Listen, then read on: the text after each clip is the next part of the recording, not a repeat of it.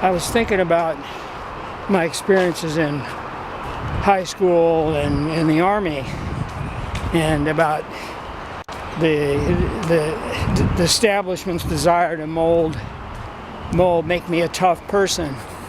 I was thinking about Bert Jacobs in the swimming class, about 1958, 59, 60.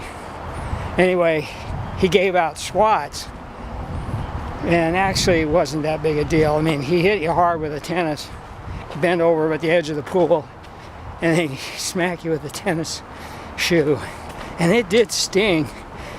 And then everybody'd be looking. You jump in the pool. It was almost a badge of honor. It's no big deal.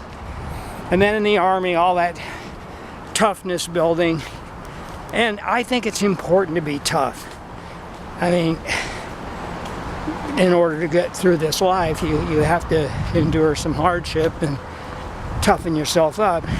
But then it occurred to me that this Army stuff and the school stuff, I mean, part of it could have been building personal character, but a lot of it, I think, was about building toughness to protect the state at some point.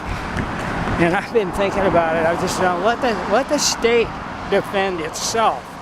You know, they're creating a lot of problems that, you know, that the people of that state or the citizens of that state really had nothing to do with it. It's the politicians, the bureaucrats, seeking to enhance their own power and control over the people. My background, oh gee, there's a bus there. My background, briefly, born and raised in LA, folks from the Midwest, kind of poor, not really that well off. No, I wouldn't say poor, but no money in the bank, you might say. But we could pay our bills and taught responsibility, and my dad bought insurance, kept us insured, and took us to the dentist. So I had good parents, good care. Did the best they could for young parents. So, and politically, I was persuaded after, I think it was a class in junior college, LA Valley College, had a history teacher who kept touting socialism. And he was a personable man, and I'm sure he believed it all, and I sort of leaning that way. I even thought conceived of a place where all bureaucracy was run from the top down, like the post office. Why couldn't everything, wouldn't that be efficient? Everything done from a central place. No need for any of this local stuff. Then I met a couple guys. Oh my God, now it's raining. Then I met a couple guys in 1964 in a chemistry, chemistry class, inorganic chemistry. And these two guys were young Republicans, and they both, Jerry Krim and was one of them, and who was the other guy? It may come to me later. He was from the islands off Washington. So anyway, they took me to a young Republican meeting, and because they had such a good sense of humor about it, it wasn't at all popular to be a Republican in '64. Barry Goldwater was running for president against LBJ, who was filling in for the assassinated President Kennedy, and there was this left shift, and then the Vietnam War thing, and everybody thought Goldwater would blow up the world in the name of the United States, capitalism, or whatever.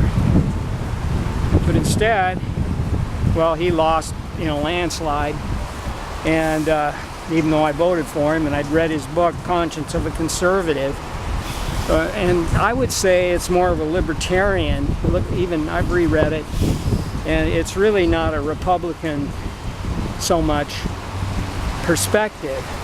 I don't think Goldwater wrote it, but you know, there was a ghostwriter, but it expressed his sentiments. And he may have written a large share of it. But anyway, since then I've gone from being, you know, identifying with a Republican to more identifying with a Libertarian, and just being very suspicious of the state. I've been going on long enough here. Just a couple of closing thoughts. You know, I'm 70. I'll be almost 71. But you have to keep reading. And you know, another thing, I don't believe in public school. I think kids shouldn't be forced or taught by the state or forced to learn what the state says they ought to learn. But that's a whole other topic for another day. But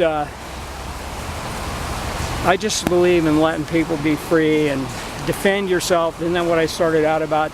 Don't be, I think that's part of it. It's a brainwashing thing, beginning in grammar school, or now they want you to start in preschool. You know, it's all a state agenda, and everybody thinks it's for your own good, and that's how they sell it. And I'm not saying there isn't some good lying in there, but I just think you know, kids weren't made to sit still, to be forced to sit still for hours and hours a day. I remember I hated it, frankly. And there were a lot of things I was taught that I wasn't interested in. I wasn't absorbing it because I wasn't interested. I'm interested now in many of the things I had no interest in. So I think we have to take, you know, absorb things when we're ready to absorb them. We can't be forced into it ahead of time. Well, I really get wound up here. Okay, well, I'll see how this turns out. I wish you all a good day. I love life.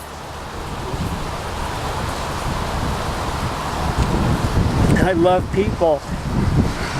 And I want the best for humanity. Okay, goodbye.